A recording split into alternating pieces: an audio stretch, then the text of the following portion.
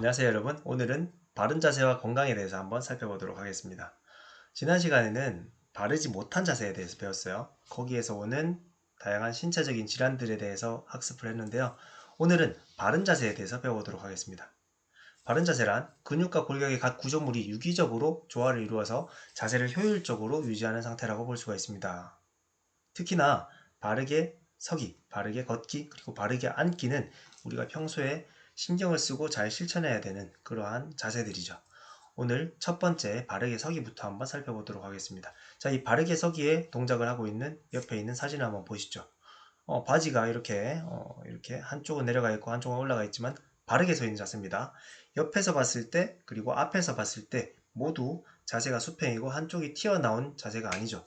올곧게 서 있는 이러한 자세, 등을 펴고 선 상태에서 신체가 좌우 어느 쪽으로도 치우치지 않고 수평을 이루고 있는 상태가 바르게 서기 자세라고 하는데요. 바르게 서기 자세를 유지하는 가장 중요한 포인트가 있다고 합니다. 여러분들 귀를 한번 느껴보세요. 귀를 계속 천장까지 잡아당겨 보세요. 이렇게 하는 것이 바르게 서기 동작을 하는 가장 좋은 연습 방법이라고 해요. 네, 실천하고 계신가요? 네, 자, 좋습니다. 네, 다음 자세는 네.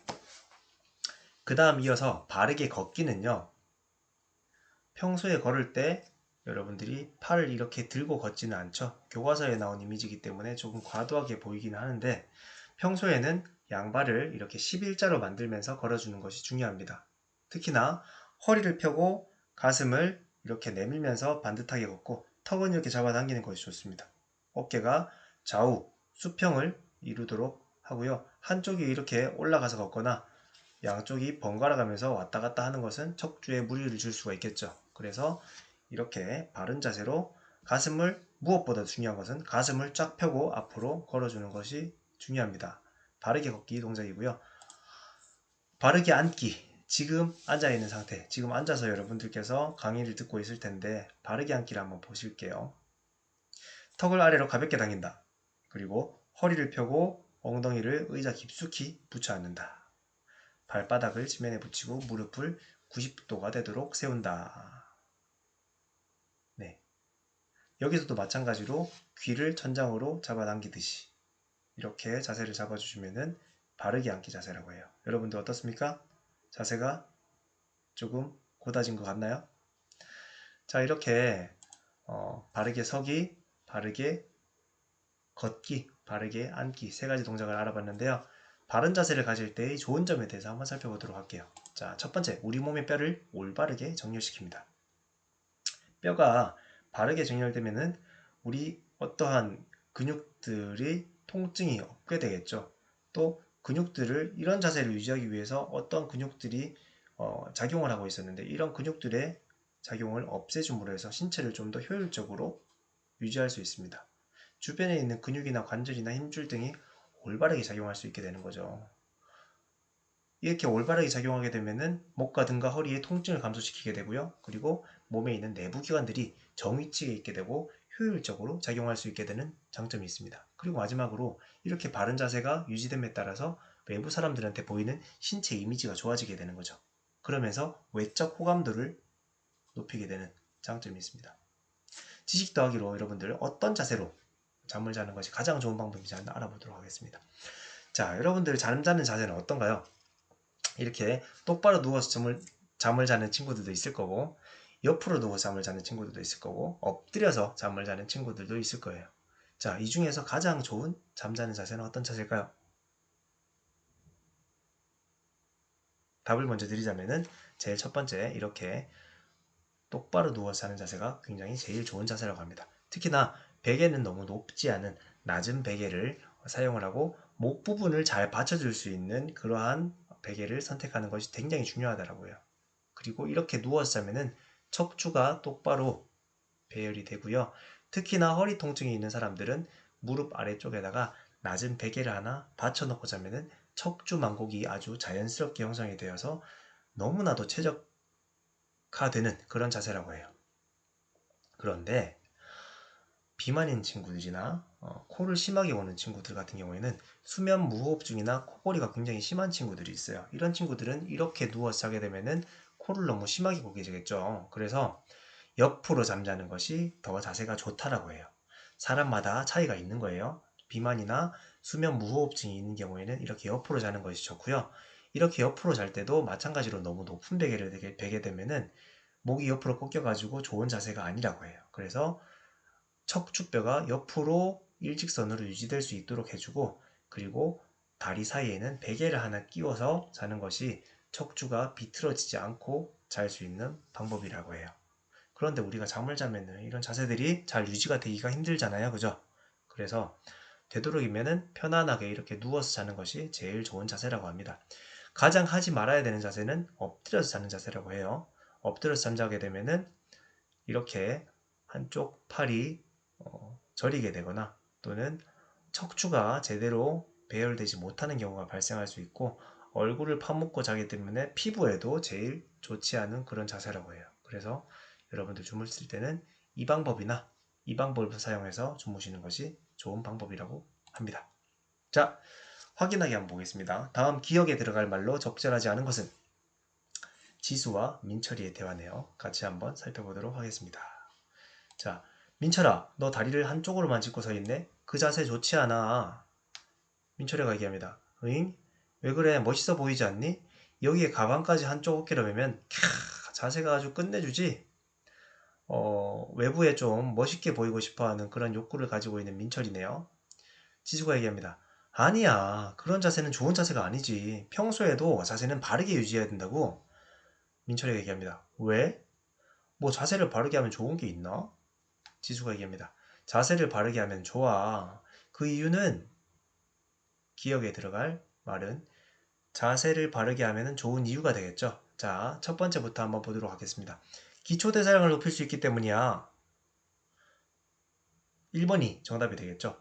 기초대사량은 운동을 통해서 신체에 있는 근육 함량이 높아지게 되면은 미토콘드리아 양이 늘어나게 되면서 에너지를 더 많이 사용하게 되는 거죠. 그래서 기초대사량은 높일 수 있는 것은 우리 자세를 바르게 해가지고 얻을 수 있는 효과는 아닙니다. 자, 1번 정답이 되겠고요. 두 번째, 목과 등 허리의 통증을 감소시키기 때문이야. 맞는 말이죠. 우리 몸의 뼈를 올바르게 정렬시키기 때문이야. 맞는 말입니다. 주위에 있는 근육, 관절, 힘줄 등이 올바르게 작용하기 때문이야. 이것도 맞는 말이고요. 건강하고 활발한 신체 이미지를 드러냄으로써 외적 호감도를 높여주기 때문이야. 자신감도 가질 수 있다고 했죠. 그래서 정답은 1번. 기초대사량을 높일 수 있는 건 바른 자세를 유지하는 것과 관계가 그렇게 크지 않은 것이 되겠습니다. 자, 이제 자세를 진단하고 어떻게 관리해 나갈지에 대해서 한번 학습해 보도록 하겠습니다. 자, 먼저 제일 첫 번째 단계로는 자세를 진단하는 거예요. 조금 더 면밀한 자세 진단을 위해서는 다양한 의료기기를 활용하게 되는데, 학교에서 우리가 실천할 때는 이렇게 눈으로, 육안으로 관찰을 해서 좀 심각한데, 경미한데 정상이하를 판단해주는 방법으로 활용을 하고 있어요.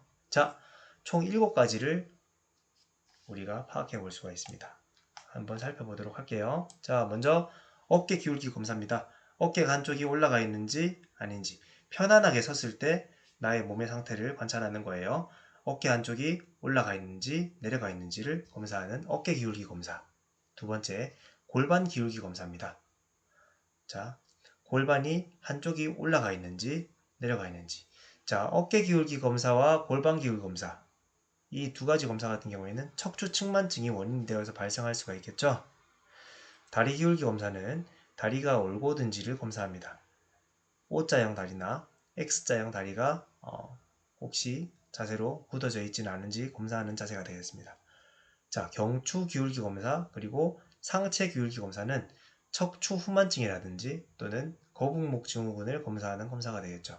그리고 골반 전후 기울기 검사는 우리 척추 전만과 척추 후만증을 검사할 때 활용하는 방법이 되겠습니다. 그리고 척추 휨 정도 검사는 마찬가지로 여기 있는 어깨 기울기 검사와 골반 기울기 검사와 같이 척추 측만을 테스트하는 그러한 검사 방법이 되겠네요. 자, 이러한 검사 항목에서 정상이기 위해서는 7가지 모두가 정상이어야 돼요. 이렇게 정상인 경우에는 일상생활 중에서 관리를 할 수가 있습니다. 체력 증진에 도움이 되는 그런 일상적인 운동들을 실천하면서 살아가면 돼요. 정상이니까 아무 치료적인 의미의 운동들을 실천할 필요는 없겠죠. 하지만 간단한 스트레칭이라든지 유산소 운동이라든지 자기가 좋아하는 운동들은 계속 꾸준히 이제 실시해 나갈 필요가 있겠죠. 그죠? 그런데 이 중에서 딱 한 가지 이상이라도 경미면은 이 사람은 경미 단계예요. 그래서 일상생활에서 운동을 통해서 자세 교정을 할 수 있도록 노력해 나가야 되는 사람이고요. 이 7가지 중에서 한 가지라도 야, 너 보기에 좀 심각한 것 같아 라고 판단이 드는 친구들은 병원 진료를 받아야 됩니다. 그래서 치료를 받아야 되고요. 치료와 운동을 병행해서 가야 됩니다. 자세교정 치료와 바른 자세를 실천하는 그런 운동들을 함께 해야 되는데 이 운동들을 어떻게 해나가야 되는지 종목들과 그리고 강도, 시간, 빈도 그리고 기간들에 대해서 한번 살펴보도록 할게요. 자, 운동 계획을 세울 때는요. 먼저 종목들을 선택해야 되겠죠. 내가 어떤 운동들을 할 것인가 선택을 해야 되는데 먼저 첫 번째, 바르게 걷기. 걷는 것도 바른 자세를 유지하면서 걸어주는 것이 좋겠죠. 바르게 달리기. 자세를 꼿꼿하게 세우고 달리는 걸 유지해 주는 것이 필요하겠죠. 이렇게 유지하는 것 자체가 자기 자세를 고정화시키는 데 도움이 됩니다. 그 다음은 체조. 우리들이 흔히 접하기 어려운 그런 종목이긴 한데요. 체조 동작들을 하게 되면 팔을 꼿꼿하게 펴고 이렇게 동작들을 수행하게 됩니다. 이렇게 동작들을 꼿꼿하게 서고 바르게 일직선적인 신체 동작들을 하게 되면서 자세가 좀 더 올곧고 바르게 형성될 수 있다는 장점이 있겠죠. 스트레칭은 평소에 움츠러져 있던 근육들을 좀 더 펼칠 수 있고 늘려줄 수 있는 그런 운동입니다. 그래서 스트레칭은 근육의 이완에 좋은 운동이고요. 그리고 요가도 마찬가지 운동이 되겠죠. 필라테스는 조금 독특합니다. 필라테스는 우리 복부에 있는 근육, 허리에 있는 근육, 이 근육들을 강화시키는 운동이에요. 그래서 이 필라테스를 하게 되면 복부와 그리고 허리 근육들이 강화되기 때문에 척추에 있는 그러한 통증들을 감소시킬 수 있는 효과가 있습니다. 목에 있는 통증들도 줄여줄 수 있는 그런 효과가 있는 운동이에요. 자, 그래서 이런 운동 유형들을 선택을 하셨다면 운동 강도를 선택하는데요. 이런 자세를 위한 운동들은 고강도로 실시하게 되면 오히려 해가 될 수 있어요. 그래서 중저강도 운동으로 통증을 그렇게 심하게 느낄 수 있는 수준보다는 적당한 통증을 느낄 수 있는 그런 강도를 선택하는 것이 좋고요. 그리고 운동 시간은 약 한 30분 이상, 그리고 운동 빈도는 일주일에 3번에서 5번 정도는 반드시 실천해 주는 것이 좋습니다. 단기적으로 자세가 완성이 되지는 않아요.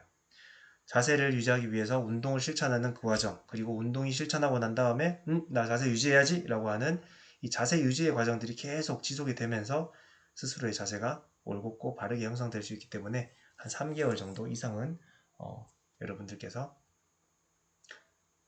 기간을 갖고 가시는 것이 좋겠습니다. 이렇게 계획적인 플랜을 세워가지고 진행되는 방법도 있고요.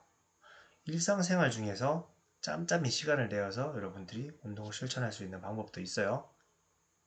의자에 앉아있는 상태에서 할 수 있는 간단한 스트레칭을 한번 보시겠습니다.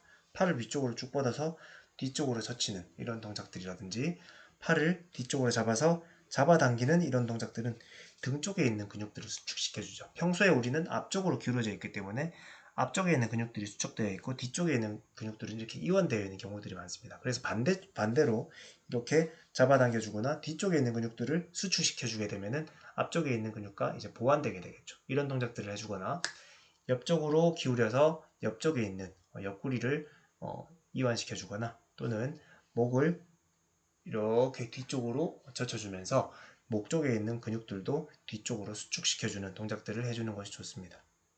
그리고요, 특히나 중요한 것이 바로 허리와 복부의 근육들입니다. 허리와 복부의 근육들만 잘 단련을 해도 목과 등 쪽 그리고 허리 쪽에 있는 통증들을 많이 줄일 수 있다고 해요. 그래서 이 복부를 강화시킬 수 있는 엘보우 플랭크 그리고 엘보우 플랭크 상태에서 다리를 들어서 허리 근육을 강화시켜주는 동작이라든지 사이드 플랭크 그리고 두 팔 펴고 사이드 플랭크와 같이 우리 옆구리 쪽에 있는 근육들을 강화시켜주는 이러한 동작들을 해줌으로써 코어 근육, 신체 중심부에 있는 근육들을 강화시켜줄 수 있다고 해요. 이런 강화시켜준 동작들로 인해서 통증들을 없애고 바른 자세를 유지할 수 있는데 도움이 크게 된다고 합니다. 목이 잠겨가지고 말이 잘 안 나오네요. 자, 이제 마지막으로 가보도록 하겠습니다. 여러분들 우사인 볼트 다 아시죠? 우사인 볼트는 세계 최고의 육상 선수입니다. 100m, 200m, 400m의 세계 기록을 가지고 있는 선수이기도 하죠. 하지만 이 우사인 볼트가 이렇게 세계 최고의 선수로 성장하기까지는 쉽지 않은 과정들이 있다라고 해요. 왜냐하면은 이 선수는 어릴 때부터 척추측만증을 알아왔기 때문이죠. 척추측만증은 허리가 뒤쪽에서 봤을 때 이렇게 옆쪽으로 휘어있는 그러한 상태죠.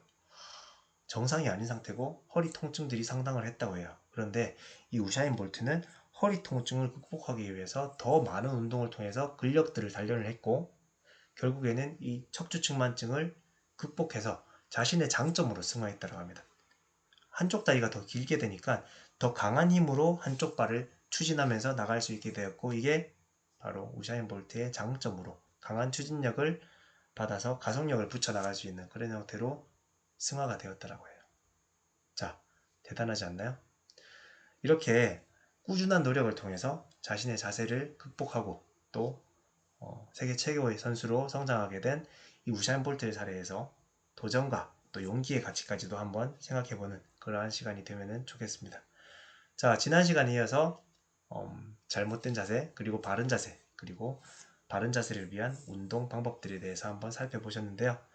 여러분들 일상생활 속에서 여러분들의 자세를 바르게 하기 위해서 계속 끊임없이 노력해 나가면서 기품 있는 그러한 여러분들로 성장하시기 바랍니다.